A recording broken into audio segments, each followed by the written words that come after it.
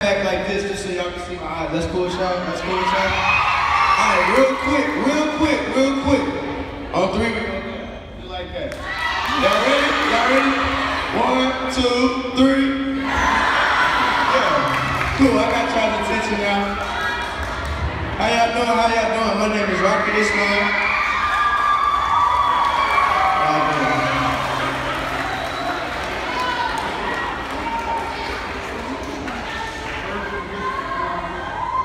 Y'all can get a moment of your time though? I'm not gonna take too long. So really, I'm gonna just do what everybody else has done and just give y'all my life story. My name is Ismail. My dad is Ismail Sr. He played about 15 years professional football. And hopefully one day I aspire to do the same. So, man, I guess I'll just start from middle school. So at this age, I started to develop a love for football and started to develop a passion for maybe one day playing the sport I love and providing for my family, my future family that I might have. And so I started playing football in the 7th grade. And I remember the very first day we had pads. I had never had pads ever in my life. So a lot of the dudes at my school, like they was all big. Like the one dude was like 6 foot and he was in the 7th grade, but I was like maybe like this tall right here. So we're all just sitting there and I'm just looking like, dang, like I'm kind of scared right now. And all of a sudden I hear pow! While the coaches are sitting in the office waiting for practice to start, we're outside. And the dudes are blindsiding people while we're standing. So what that means is I could be standing like this. And out of nowhere, I get hit by one of the big 6 foot dudes in the 7th grade. You know what I'm saying? So my first day playing football was absolutely miserable. You know what I'm saying? I was like, man, I don't even want to play football no more, man. I'm going to go play golf or something. So, 7th grade year, I started to get the mechanics of football. In 8th grade, I just did phenomenal. Like, my inner beast unleashed and I did great on the field.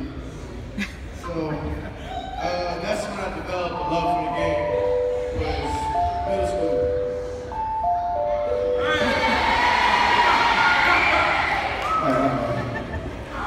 So middle school is when I started to develop a love for the game. That was my why. I said, I'm gonna be great in football so that one day I can keep playing. Which is, I'm assuming is what y'all wanna do. Not even football, but just whatever you wanna do. I wanna sing today because when I get older, I wanna sing, keep singing. I wanna do things now so when I get older, that's what I'm gonna do when I'm older. That's your why. That's the reason why you wake up every morning. You go to class early or you go to class on time, so why? So the teacher doesn't get on to you. You act right in public situations like this. Why? So a teacher isn't standing up pointing you out in front of everybody or have you pinned. I remember I used to be so embarrassed in middle school. I acted so bad. I used to have 2 teachers. They would go like this. Just like that, point me out. I didn't even say anything. Because I was so bad, they already knew I was going to start acting crazy. So they go just like this. I'd be like, so I get up, excuse me. Excuse me. Sit right here in between the 2 teachers. And I was so embarrassed. I was like, why is this happening to me? But then I realized that those teachers expected something from me that I didn't even expect for myself. Wow. Yeah. Okay.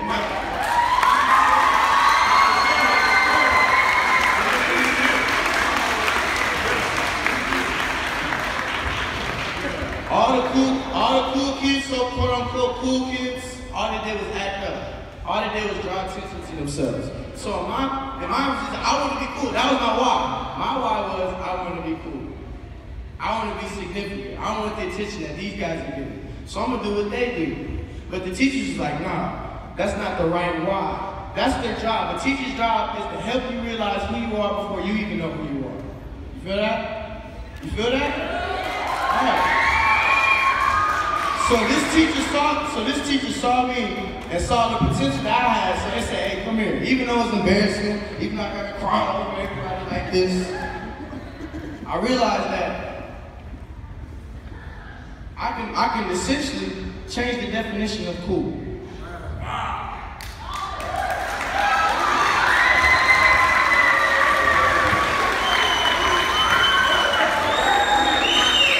In middle school,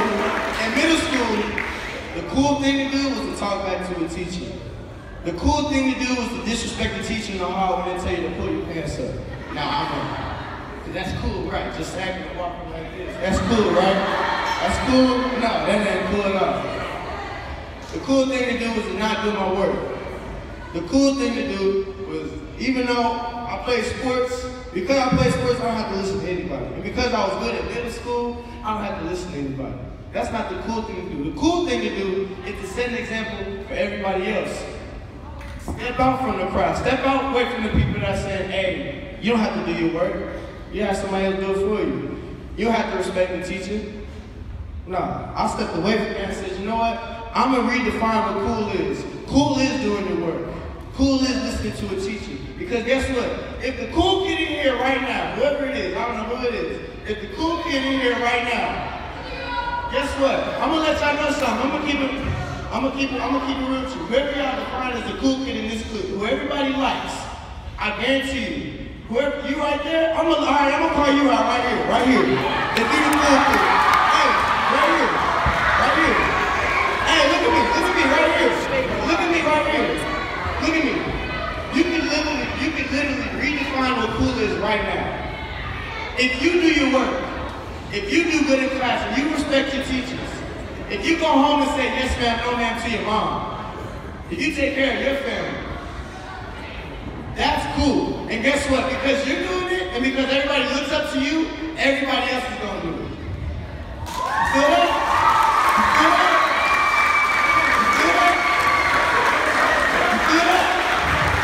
Cool.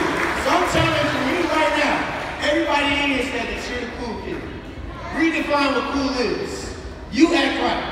You set the example, so everybody else will do it around you. You feel that? I'm telling you that right now. Yeah? Let me let y'all know something else. Hey, let me get attention.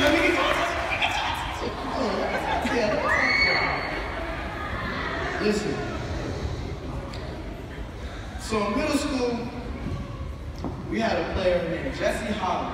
He played in the NFL. And at this time in my life, I was like, damn, I want to play professional football. I remember sitting on the porch with my mom like this. She was crying, she was stressing.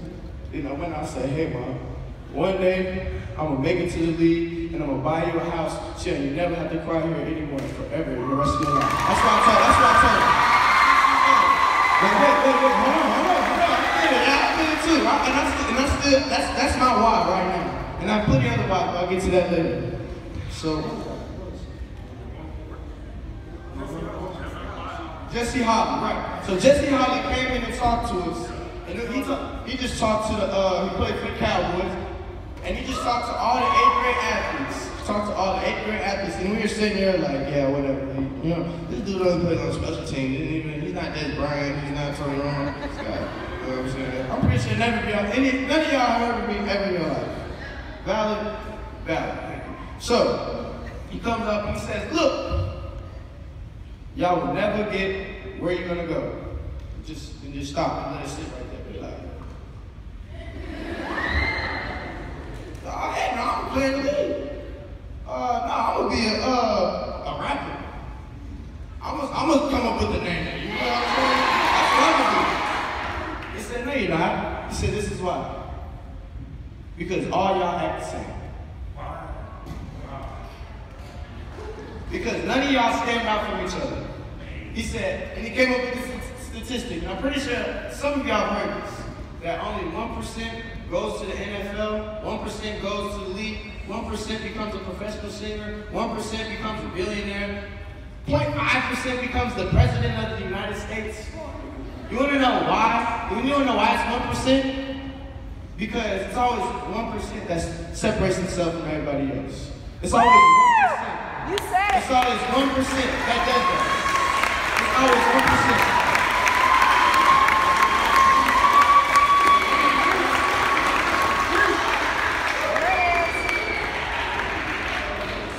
So from that day forward, they opened my mind. I said, you know what? Now I'm not gonna be perfect. It's the path. And now I'm not gonna be perfect. I may stay way over here, go back to the 90%, or get back on the path 1%, and then go back. But you know what? If I want to do what I want to do, if I want to become a professional football player, if I want to become a person that impacts others' lives, I have to be that 1% that says, you know what? I'm not gonna go to the theater. I'm not gonna go to the movie because that's where everybody else is going. I'm gonna study. I'm gonna study a little extra because I need to raise my GPA up. Yes, sir. I'm gonna go work out while everybody else is sleeping. I'm gonna go work out. I wanna be a singer. So instead of going to watching somebody else sing, I'm gonna practice for myself. I'm gonna make my own song. That's what I'm gonna do. You feel what I'm saying? That's what I'm gonna do. You feel me?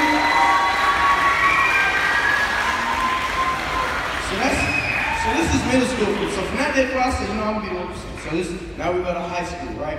And during middle school, I still didn't understand the right definition of cool. And I'm looking at you just so you remember. I'm making sure you know that I'm expecting you when I come back here that everybody says he did what Rocket told him to do. Right, good. I'm gonna come back too. So I didn't know the definition. I didn't know the definition of cool yet. So I'm still acting a fool. I'm still sagging my pants in class. I'm still teacher saying, hey, put your pants. This everywhere. So now I'm in high school, and not only do I not know the definition of cool, but I don't know the definition of who I am. I don't know the definition of self. If somebody asks me, who are you, young man? I can say my name is Rocky Ismail Jr. I play football. My grades are decent. I like pizza. I like to eat. But guess what? That's what everybody else likes. You feel what I'm saying? So now, when people say, who are you? I can tell them that, hey, my name is Rocket Noe. That's my real name, Rocket Noe Ismail. My name is Rocket Noe Ismail. I was born to Rocket Ismail Sr. and Melania Ismail. That's my mom. Shout out to my mom. Melania Ismail Jr. I attend Texas Christian University. I plan on graduating with a 3.0 GPA. I plan on running a 4.3 and a 40. I plan on using the platform I have to inspire the youth right now. That's my why. That's why I do this.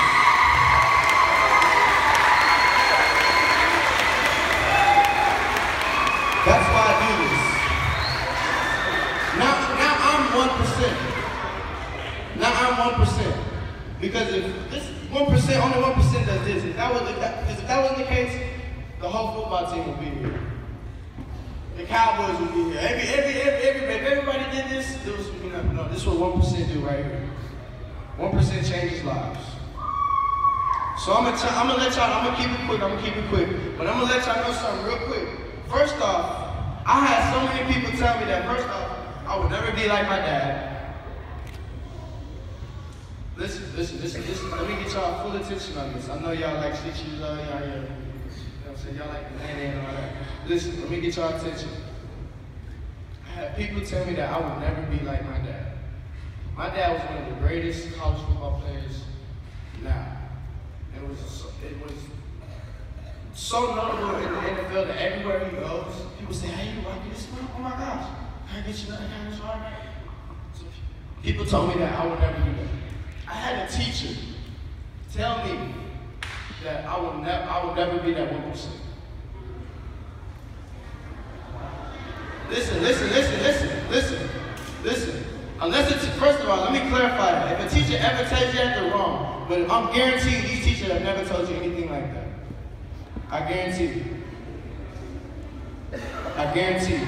So don't look around at your teachers like, oh no. Because what they're doing right now, what they're doing with you, man, right there, my man right there in front of two teachers right there, you right there. What they're doing for you right now, listen, yeah, you right there. What's up? You there? Yeah, hey, listen, let me talk to you. Look me in my eye. Look me in my eye. Hey, my man, look me in my eye. Hey, y'all sit down. Hey, hold on, sit down. Everybody sit down. You right there, let me talk to you.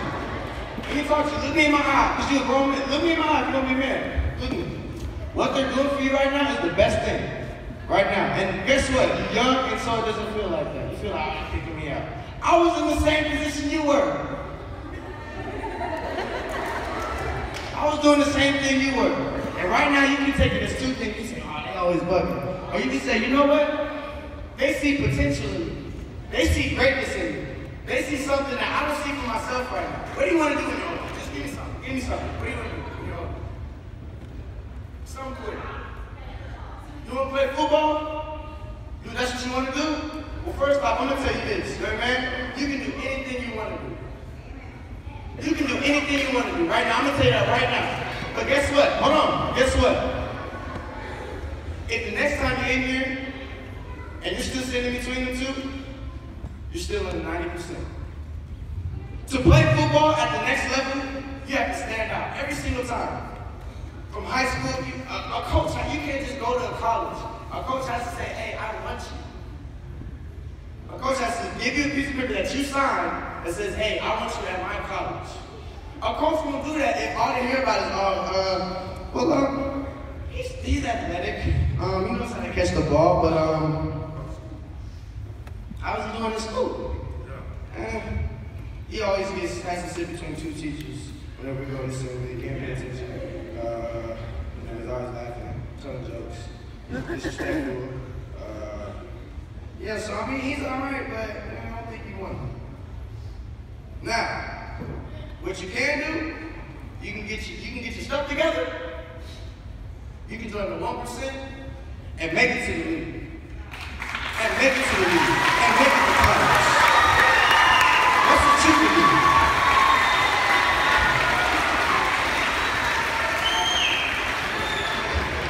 And that is for everybody in here right now. It doesn't start when you're in high school.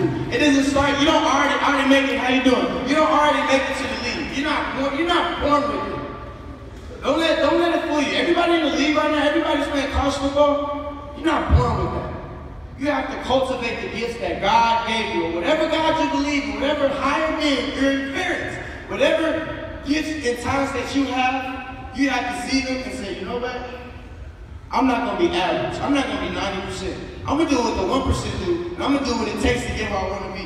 You can do whatever you want to do. You can do whatever you want to do. You can do whatever you want to do. But you have to work for it, and it starts now. Stop disrespecting your teachers. Listen, real talk.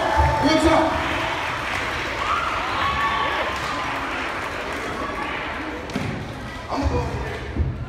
Oh yeah, because I see my man, I saw you standing up pointing at the students. I witnessed that right there, so I'm gonna let you know. I got you back. Somebody disrespect you, I got you. I'll come up there. You feel what I'm saying?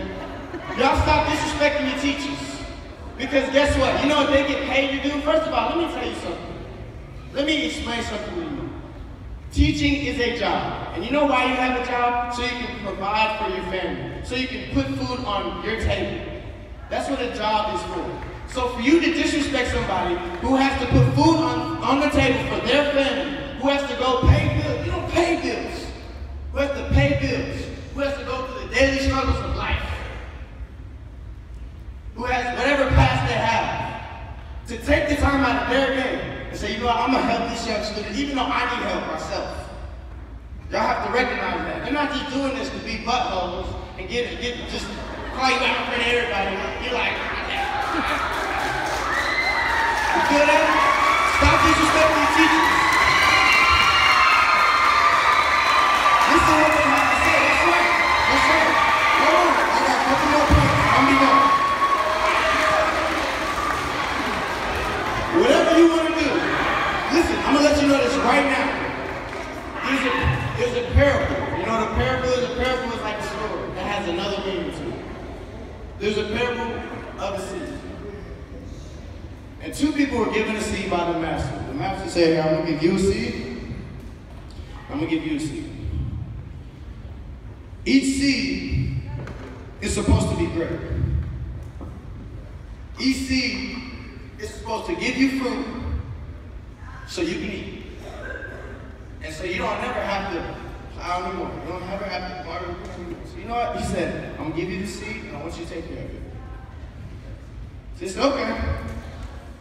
We got Billy over here, and we got Ronald over here. Both of them put their seeds in the dirt, covered up, plowed. But the thing about it is, you have to water the seed every day. You have to take care of the seed every day. Really waters it. But it's starting to grow, so it's okay, I'll leave it alone. Ronald waters it. It's starting to, okay, I'll leave it alone. It starts growing. The seed starts leaning a little bit. It starts gravitating toward the 90%.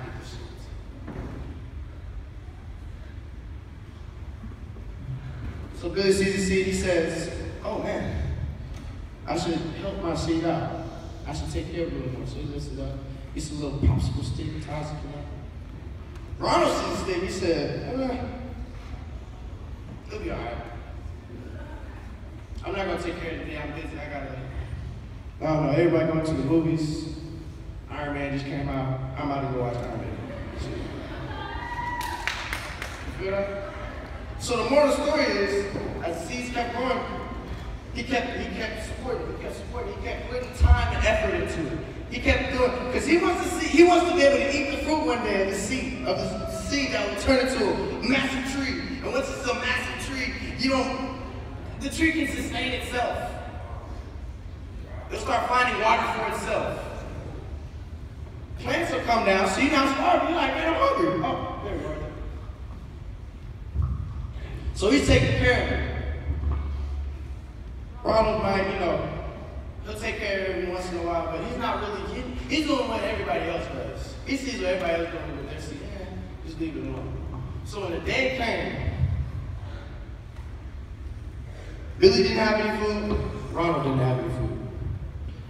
And time passed, and the trees are fully grown. And let me tell you this. Ronald's tree was about as big as this whole gym right here, from wall to wall. Nothing but fruit. It was big, it was vibrant, green leaves, it looked good. What y'all see at this year? Y'all like the money.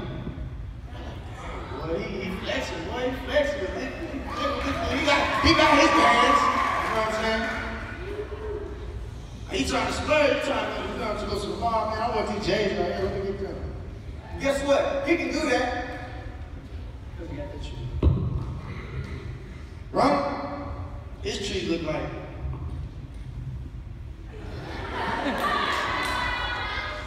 I'll see the food on this.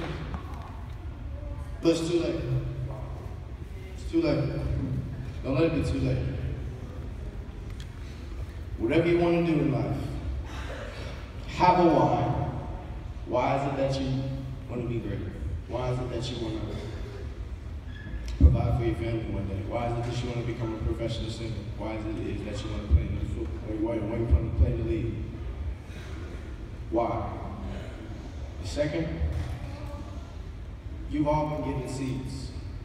Every single one of y'all in here is destined for greatness.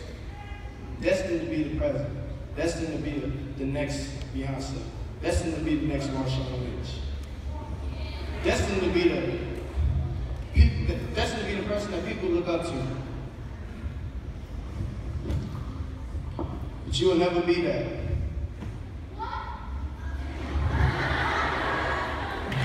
Yeah, you'll never be that. No, don't worry about that. You will never be that if you don't water your seed, if you don't take care of your seed.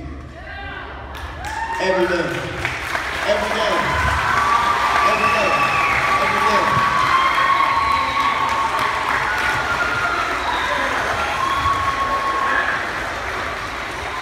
So man, I'm gonna just tell y'all my why real quick so y'all not like, well, what's your why? Why you do that?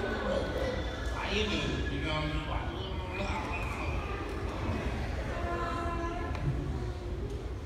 So this is high school. And after high school, we have to graduate.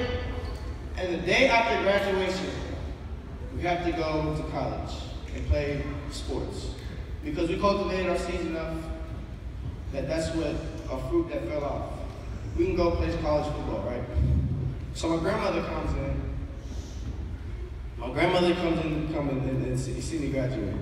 When I tell y'all, my grandma was like my road dog, like my homie, you feel what I'm saying? My day one.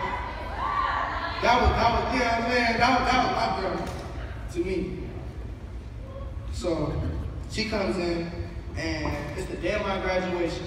I just moved into the dorm. This is tight, yo. Snap, I got my own room. You know what I'm saying? I'm so excited. So I get dressed. I go to graduation, and no. So I have to go home, get dressed for the graduation. So I get home, I pull up, and I see an ambulance outside. I'm like, good. Ambulance. It must be something else, you know, maybe a dog or something. So I walk in. And I'll never forget, I pulled up in the driveway, walked into the room, turned around, and my grandmother was there dead on the floor.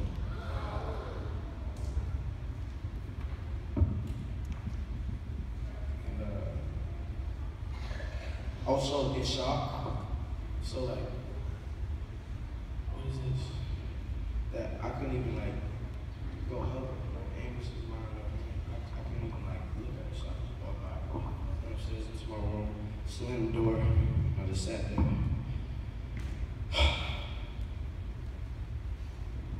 And I just flipped out. I was like, why is this happening? Why is this?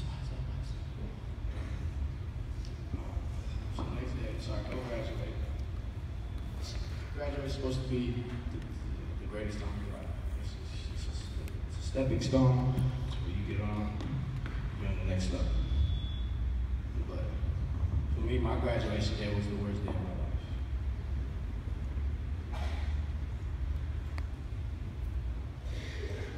So I'm in college, and I lost who I was. I didn't know who I was. I didn't know the definition of self. So I did what the cool guys do. Waste time, sit around, get in trouble. And I represent my college and my university the way I'm supposed to do so. And I just felt closer and closer. So I lost my why. And I said to myself, if you love your grandmother so much, if you love your family so much, if you love your mom and dad so much, and they're looking at you, do you think they love what you're doing right now? If you love them so much, if you're that sad that they're gone, do you think that they're happy the way you're acting right now? That's right. So I said, you know what? It's time to put my big boy pants on and be that 1%. And it was hard though. Let me tell you something. Your journey will never be easy. It's never going to be as easy as, okay, back on the line. No. You're going to have to fight through people saying, nah, come do this, come do drugs. Come, let's, nah, I gotta study. I gotta study. Nah, man, that's what lame people do. Man, let's go work. I gotta go work out. Man, we got practice tomorrow. Nah, don't worry about it. But, I gotta get a good grade on this test. Man, just cheat on the test. You ain't nobody gonna see it. But if your why is that important to you, and if you want to be that great in life, if your dream is that important to you, get up. Get up. I'm back on the 1%.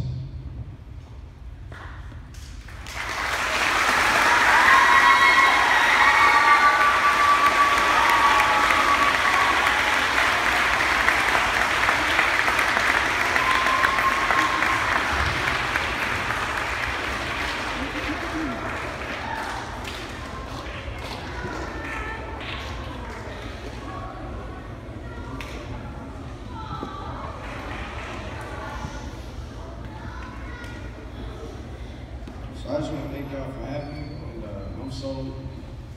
and this is so humbling for me. This is such a beautiful thing for me because I lost who I was, and to see that young people like you would even like clap for me, you know, would even like acknowledge me.